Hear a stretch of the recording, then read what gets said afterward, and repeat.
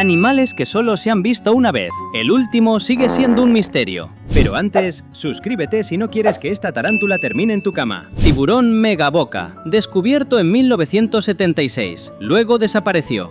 No, no, no, no. Pulpo de mar, visto en un solo fotograma, nunca más. Y calamar brujo. Tardígrado, sus ojos miden 25 centímetros, pero quienes lo han visto rara vez. I don't think so.